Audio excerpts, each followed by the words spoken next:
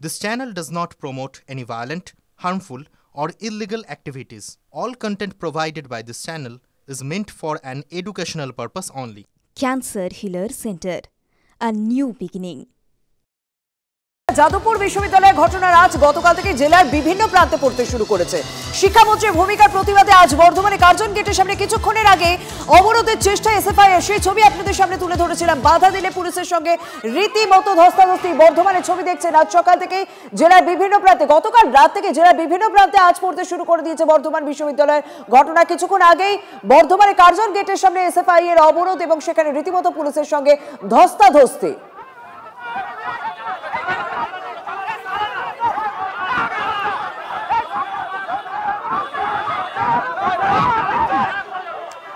পুলিশের সঙ্গে রীতিমতো ধস্তাধস্তি দেখা যায় এবং সেখানে মহিলা পুলিশ থাকা সত্ত্বেও পুরুষ পুলিশরা মহিলা যারা বিক্ষোভ দেখাচ্ছিলেন, অবরোধ দেখাচ্ছিলেন এসএফআই এর পক্ষ থেকে তাদেরকে তুলে তাকে সরিয়ে দেওয়া হয় বলে অভিযোগ উঠছে। ধস্তাধস্তি পরিস্থিতি চলছে এবং যারা ছাত্রী রয়েছে তাদের রয়েছেন তারা এবং এই মুহূর্তে বারাকাসর চত্বরে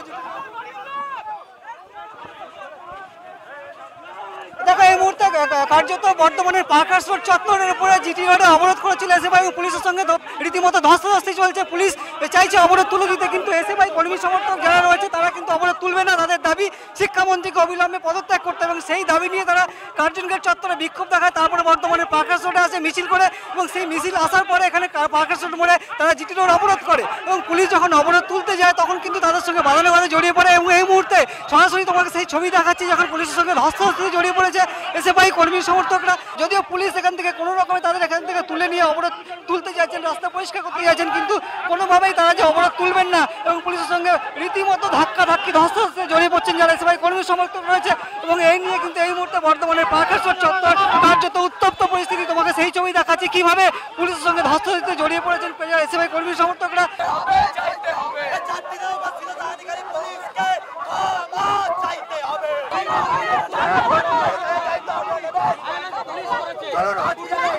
শিক্ষামন্ত্রী মানল, আমরা চাইছি অপদার্থ শিক্ষামন্ত্রী পদত্যাগ। এখানে পুলিশ আমাদের ওপর জোর জবরদস্তি করে আমাদের শারীরিক আঘাত নিয়ে আসছে। এখানে কোনো মহিলা কনস্টেবল না, পুলিশগুলো এসে আমাদের ছাত্রীদের ওপর আঘাত আনছে। পুলিশকে মনে হয় প্রাপ্তবয়স্ক বলে দিয়েছে ঘুষমুতল পড়ালে চাকরি নয়, তাই বলছি যে আমরা আজকে রাস্তায় ঘুষমুতল পড়াবই। পুরুষ পুলিশ রয়েছে, পুরুষ পুলিশ ধস্তাধস্তিতে ছাত্রীদের গায়ে হাত দিচ্ছে। পুলিশ স্বাভাবিকভাবেই শাসক দলের হয়ে দালালি করতে এসছে। আমরা বলতে চাইছি ছাত্ররা রাস্তা ছাড়বে না। যে শিক্ষামন্ত্রী ছাত্রদের মাথার উপর দিয়ে গাড়ি চালায় সেই অপদার্থ শিক্ষামন্ত্রীর পদত্যাগের দাবিতে এসএফআই লড়াই চলবে। তবে শুধুমাত্র বর্ধমান নয়, বাঁকুড়াতেও যাদবপুর কাণ্ডের প্রতিবাদে বিক্ষোভ নজরে পড়ল। প্রতিবাদ মিছিল করে এসএফআই, সেই ছবিও আপনাদের সামনে তুলে ধরবো। বর্ধমানে যেমন কার্জন গেটের সামনে প্রতিবাদ বিক্ষোভ, পুলিশের সঙ্গে রীতিমতো ধস্তাধস্তি, বাঁকুড়াতে এসএফআই প্রতিবাদ মিছিলের আয়োজন করেছিল। কিন্তু এসএফআই কর্মী সমর্থক তারা কিন্তু নজরবন্দা অবস্থায় রয়েছে। তারা চেষ্টা পুলিশের সঙ্গে আবারও এই ঘটনাকে কেন্দ্র করে কিন্তু আবারও পুলিশের সঙ্গে যারা এসএফআই কর্মী সমর্থক তারা ধাক্কাধাক্কিতে জড়িয়ে গেছে এবং এই ঘটনাকে কেন্দ্র করে বর্তমানের এদিকে যাদবপুর বিশ্ববিদ্যালয়ের দিকে নজর রাখতে হবে। যাদবপুর বিশ্ববিদ্যালয়ে গতকাল থেকে যে অশান্তির ঘটনা ঘটেছে সেই ঘটনা এখনো পর্যন্ত যা খবর রয়েছে, ডিওয়াইএসএ সমর্থক একজনকে আটক করা হয়েছে। সে বিশ্ববিদ্যালয়ে আবার প্রাক্তনীয়, বিশ্ববিদ্যালয়ের প্রাক্তনী সাহিল আলী, তাকে প্রথমে আটক করা হয়, পরে গ্রেপ্তার করা হয়। যাদবপুর বিশ্ববিদ্যালয়ের শিক্ষাবন্ধু সমিতির অফিসে যে ভাঙচুর এবং আগুন লাগানো ঘটনায় 18 জনের বিরুদ্ধে অভিযোগ দায়ের হয়েছে। সাহিল তারই মধ্যে অন্যতম। ওয়েবকুপা এবং বাম ছাত্র সংগঠনের তরফে একে অপরের বিরুদ্ধে এখনো পর্যন্ত যা খবর রয়েছে 7টি অভিযোগ দায়ের করেছে। সুজয়, আজকে সকাল থেকে যাদবপুরের ছবি আমরা বারবার তুলে ধরছি, কিন্তু এখনো পর্যন্ত যে 18 জনের বিরুদ্ধে অভিযোগ দায়ের হয়েছিল এখনো পর্যন্ত প্রাক্তনী একজনকে গ্রেপ্তার করা হয়েছে। দুপক্ষের তরফ থেকে কি কি অভিযোগ দায়ের হয়েছে, বিশ্ববিদ্যালয়ের পক্ষ থেকে কি কোনো রকম অভিযোগ দায়ের হয়েছে এখনো পর্যন্ত? দেখো, তোমার প্রথমেই জানাই যে মূল যে ঘটনা সেটা তদন্তে যাকে গ্রেফতার করা হয়েছে তাকে ছাড়াও ওই ঘটনা অর্থাৎ গতকাল শিক্ষামন্ত্রী যাওয়া, তাকে আটক করে রাখা, তার গাড়ির সামনে আটকে রাখা, এই সংক্রান্ত যত মোবাইল এবং অন্যান্য যে সমস্ত ভিডিও রয়েছে সেই ভিডিও জোগাড় করার কাজ ইতিমধ্যেই পুলিশ শুরু করেছে এবং সেই ভিডিওগুলিতে গাড়ির চারপাশে অর্থাৎ শিক্ষামন্ত্রীর গাড়ির চারপাশে যাতে দেখা যাচ্ছে তাদেরকে চিহ্নিত করা, আইডেন্টিফাই করা এবং তাদেরকে চিহ্নিতকরণের মাধ্যমে কিন্তু তদন্ত এগিয়ে নিয়ে যাচ্ছে পুলিশ, তেমনটাই জানা যাচ্ছে। যাদবপুর থানা ইতিমধ্যেই সেই সমস্ত ফুটেজ তারা সংগ্রহ করার কাজ ইতিমধ্যেই শুরু করে দিয়েছে।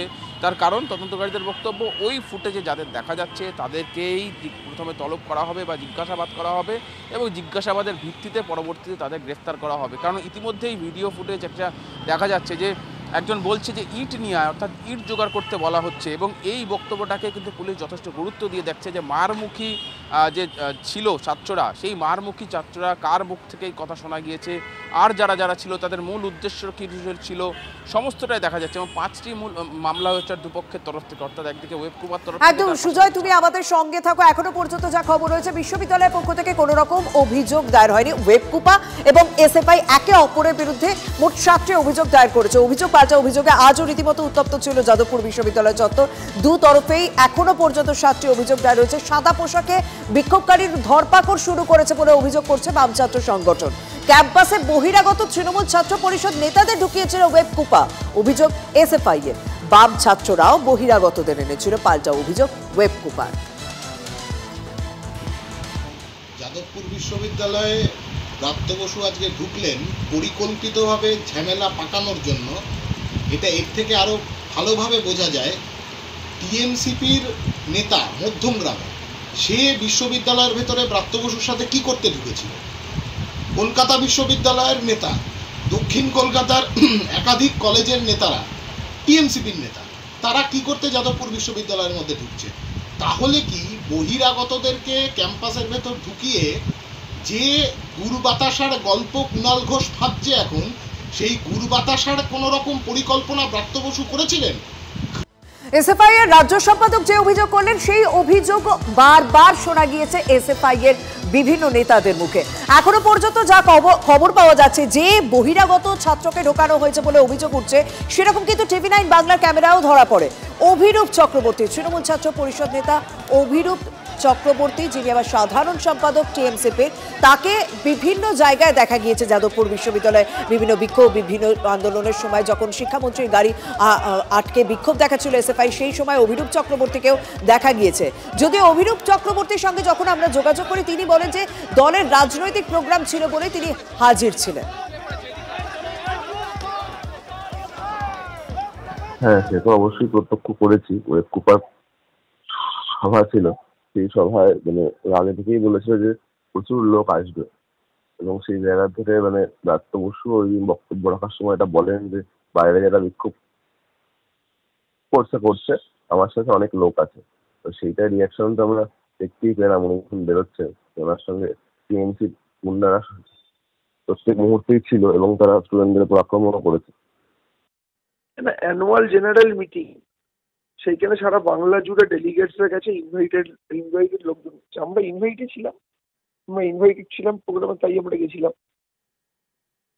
কোনো ইউনিভার্সিটিতে যদি কোনো প্রোগ্রাম হয় কোনো রাজনৈতিক দলের, সেইখানে বিভিন্ন ইউনিভার্সিটি থেকে সারা বাংলা জুড়ে তৃণমূল কংগ্রেসের সারা বাংলা জুড়ে সংগঠন আছে, সেইখান থেকে ডেলিগেট লিস্ট হয়ে ছাত্র, অশিক্ষক কর্মচারী, শিক্ষক, বিভিন্ন একাডেমিশিয়ান, পদাধিকার সবাই ইনভাইটেড ছিল এবং এটা 1 মাস আগে থেকে প্রোগ্রাম করা রয়েছে, ইউনিভার্সিটি থেকে পারমিশন নিয়ে করা রয়েছে। আসলে বামেরা, অতি বাম যারা রয়েছে, তারা যাদবপুর বিশ্ববিদ্যালয়টাকে নিজেদের বাপের সম্পত্তি মনে করে নিয়েছে। লখিমপুর খেরি আমরা বিজেপি নেতা তার ক্ষেত্রে দেখেছিলাম, কিন্তু পশ্চিমবঙ্গের ছাত্র আন্দোলনের এত বছরের ইতিহাসে শিক্ষামন্ত্রীর গাড়ির তলায় ছাত্র চলে যাচ্ছে, ছাত্ররা তার গাড়ির সামনে হিউম্যান চেন করেছে, গাড়ি থামাতে বলছে কিন্তু গাড়ি চলে যাচ্ছে, ছাত্র চাকার তলায় চলে আসছে। এই দৃশ্য কেউ কোনো দিন দেখতে পাবে না, বিভৎসতম দৃশ্য। ইমিডিয়েটলি শিক্ষামন্ত্রী এবং তার সাথে আর যে ড্রাইভার ইত্যাদি, এদের সবার গ্রেপ্তারি চাই। এবং যারা এই গোটা কাণ্ড ঘটিয়েছে, আমাদের তো এখন প্রশ্ন উঠছে, এই যে ছেলেটি কালকে থেকে সোশ্যাল মিডিয়ায় ঘুরছে, মধ্যমগ্রামের টিএমসিপি নেতা, যাদবপুর বিশ্ববিদ্যালয়ে ওয়েবকুপার general meeting, annual general meeting, সেখানে মধ্যমগ্রামের টিএমসিপি নেতা কি করছিল? তার মানে বহিরাগত ঢুকিয়েছেন শিক্ষামন্ত্রী, নিজে এসেছেন, তার সাথে বাইরে থেকে বিভিন্ন ধরনের বীরপুঙ্গব গুন্ডা ঢুকিয়েছেন, তারা এসে যাদবপুরের ছাত্রদের উপর চড়াও হয়েছে। যদি কেউ পোস্ট করে থাকে যে গণ্ডগোলের মধ্যে ইনভলভ বা কিছু, সেটা একদম ভুল পোস্ট। আর আমার সাথে কারোর কোনো শত্রুতা নেই, আমার সাথে পলিটিক্যাল কোনো ঝামেলা কোনো দিন হয়নি। আমি এত বছর ইউনিভার্সিটিতে যাই বা লোকালেও আমার সাথে কোনো ব্যক্তিগত কোনো পার্টির কোনো ঝামেলা নেই। আপনি কি গতকালের ঘটনার পর রীতিমতো থমথমে পরিস্থিতি যাদবপুর বিশ্ববিদ্যালয় চত্বর। ছেঁড়া রয়েছে পোস্টার, ফেস্টুন ছিঁড়ে পড়ে রয়েছে। রীতিমতো থমথমে অবস্থা যাদবপুর বিশ্ববিদ্যালয়ের বিভিন্ন প্রান্ত। আজ বিভিন্ন কর্মসূচি রয়েছে এসএফআই এর পক্ষ থেকে এবং ওয়েবকুপার পক্ষ থেকেও পরবর্তীকালে বিভিন্ন কর্মসূচি রয়েছে। তবে তৃণমূল পরিচালিত শিক্ষাবন্ধু সমিতির অফিস চত্বর আজ আমরা ঘুরে দেখেছিলাম, সেখানেও ভাঙচুর করা হয়েছে, পুড়িয়ে দেওয়া হয়েছে।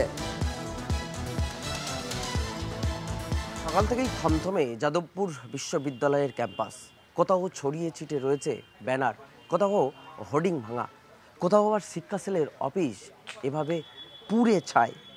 গতকালের যে ঘটনা, শিক্ষাঙ্গনের যে ঘটনা, সেই ঘটনা নিয়ে ইতিমধ্যেই সাধারণ মানুষ থেকে শিক্ষানুরাগীরা তারা সমালোচনা শুরু করেছে। যাদবপুর বিশ্ববিদ্যালয়ের মতন একটি ইউনিভার্সিটি, সেই ইউনিভার্সিটিতে একদিকে ভিসিকে হেনস্থার অভিযোগ উঠছে, অন্যদিকে এভাবে শিক্ষা সেলের অফিস পুড়িয়ে দেওয়ারও অভিযোগ আছে। শিক্ষাঙ্গনে এইরকম ঘটনা কতটা কাঙ্ক্ষিত তাই নিয়েই উঠছে প্রশ্ন। সূর্যেন্দুর সঙ্গে সত্যজিৎ, TV9 বাংলা, যাদবপুর ইউনিভার্সিটি।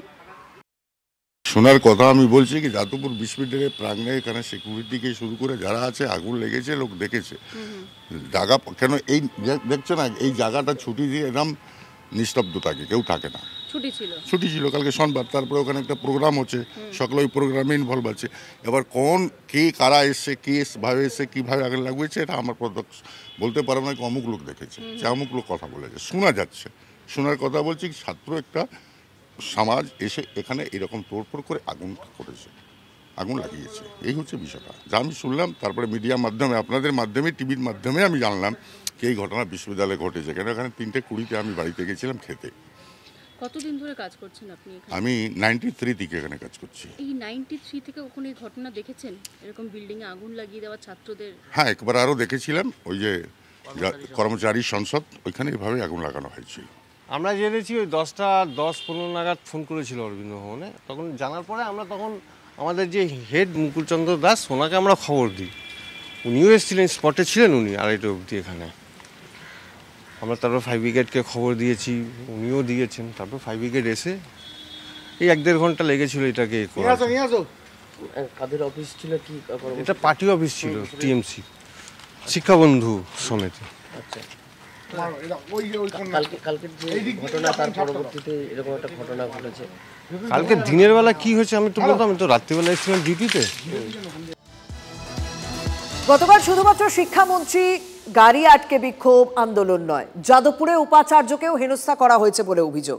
গতকাল রাতে যাদবপুরে উপাচার্য ভাস্কর গুপ্তকে হেনস্থা করা হয় বলে অভিযোগ।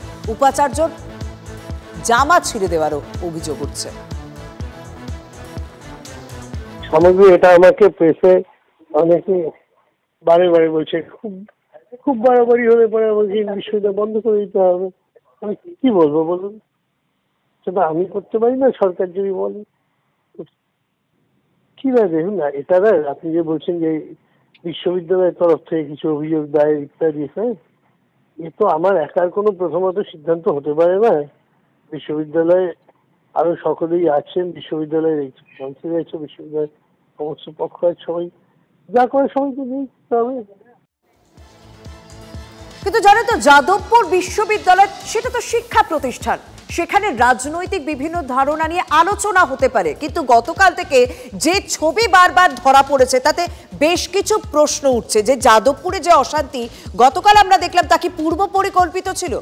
শিক্ষামন্ত্রীকে ঘিরে জঙ্গি আন্দোলনের পরিকল্পনা আগে থেকেই করা হয়েছিল? শিক্ষামন্ত্রী যখন আলোচনার কথা বলেন, তখন কেন রাজি হলো না বাম ছাত্র সংগঠন?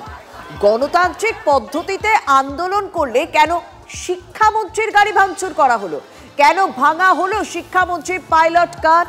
রাতেও কেন শিক্ষাবন্ধু সমিতির অফিসে আগুন লাগানো হলো? আন্দোলনের নামে কেন বারবার অরাজকতা ধরা পড়ে যাদবপুর বিশ্ববিদ্যালয় চত্বরে? এখনো কেন বিশ্ববিদ্যালয় চত্বরে বহিরাগতদের দৌরাত্ম্য? কোন ভরসায় ছেলে মেয়েকে এই বিশ্ববিদ্যালয়ে পাঠাবেন বাবা মা? এই প্রশ্নগুলো করতেই হবে, কারণ যাদবপুর বিশ্ববিদ্যালয় যথেষ্ট একটা ভালো বিশ্ববিদ্যালয়, সেখানে মেধার চাষ হয়, কিন্তু যা যা ঘটনা ঘটে চলেছে প্রায় প্রত্যেকবার সেগুলো নিয়ে কিন্তু বারবার আলোচনা, বারবার সমালোচনা হচ্ছে বিভিন্ন মহলে। এরকম একটা আমাদের ঘোষিত নীতি, যেখানে অতিথিরা আসছেন তারা সবাই অধ্যাপক, বেশিরভাগ অধ্যাপক এসছেন, কিছু কিছু ছাত্রছাত্রী এসেছিলো, তাদের আমাদের সাহায্য করার জন্য এসেছিলো। কারণ আপনারা জানেন যাদবপুরে আমাদের অতটা সংখ্যায় নেই, যে আমাদের যারা তৃণমূল ভলান্টিয়ার্স বেশিরভাগই প্রাক্তনী ছিল, এবং তারা তো আসবেই, তাদেরকে আমরা আমন্ত্রণ জানিয়ে এনেছি। তো এই ক্ষেত্রে ওইভাবে একটা পোস্টার ব্রাত্যদার নামে একটা অসম্ভব খারাপ ইঙ্গিত করে ওখানে দাঁড়িয়ে নাচানাচি করা, তারপরে সেটা আমাদের হয়তো কেউ গিয়ে ওই পোস্টারটা নামিয়ে দিতে চেয়েছে। হ্যাঁ, আমি যদি মনে করি সেটারও দরকার ছিল না, ওদের মতো থাকতে দিলেই হতো, কারণ আমরা এটা তো অভ্যস্ত। কিন্তু তারপরে ভেতরে যেভাবে ঢুকে গিয়ে চেয়ার ছোড়া স্লোগান দেওয়া, এটা ভারতবর্ষের কোনো শিক্ষা প্রতিষ্ঠানে এরকম করতে পারে না কেউ। আপনার কথা প্রসঙ্গ ধরে বলি, বাম ছাত্র সংগঠনগুলোর অভিযোগ যে বেশ কিছু বহিরাগত টিএমসিপি ছাত্রনেতা তারা ক্যাম্পাসে এসেছিলেন, তারা পরিকল্পিত ষড়যন্ত্র করেছেন। না, প্রথম কথা তাদেরকে আমরা আমন্ত্রণ জানিয়ে এনেছিলাম, আর যদি সত্যি সত্যি এটা ওরা বিশ্বাস করে যে কোনো বহিরাগত ঢুকবে না, তাহলে ওরা আমাদের সাথে এটা সহমত হোক যে সমস্ত জায়গায় আই কার্ডের ব্যবস্থা করা থাকবে, কেউ কি ঢুকতে পারবে না। অতি অবশ্যই এটা ইচ্ছাকৃতভাবে বিশৃঙ্খলা সৃষ্টি করা হচ্ছে, অ্যাটেনশন গ্র্যাব করবার জন্য এগুলি প্রচেষ্টা, মরিয়া প্রচেষ্টা, কোনো প্রয়োজন ছিল না। যে সমস্ত দাবি দাবা আছে সেটা তো অফিসিয়ালি মন্ত্রীকে, মুখ্যমন্ত্রীকে, রাজ্য বিধানসভার সদস্যদের, মেম্বার অফ পার্লামেন্টদেরকে তারা তো অতি অবশ্যই করতে পারেন। আর এই দাবিগুলির সঙ্গে যে আর কি আমরা বা আমি ব্যক্তিগতভাবে অমত বা পোষণ করব তা নয়, এরা এই অন্য একটা সংগঠনের তাদের মিটিংয়ে গিয়ে কেন হুলুস্থুলু করবেন?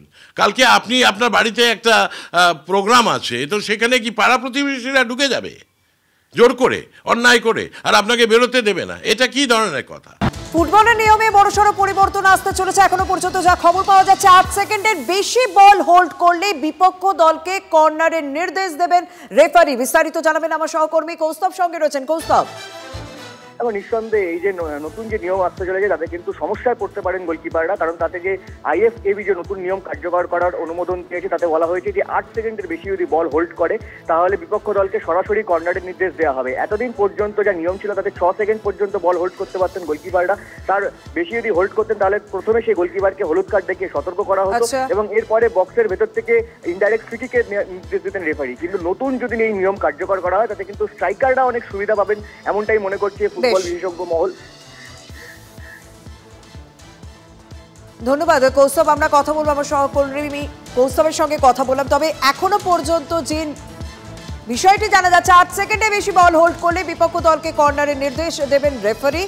ফুটবল নিয়মে বড়সড় পরিবর্তনের জন্য গোলকিপাররা কোথাও একটা সমস্যায় পড়তে পারেন। গোলকিপারদের আরো চ্যালেঞ্জের মুখে ফেলতে চলেছে এই নতুন নিয়ম।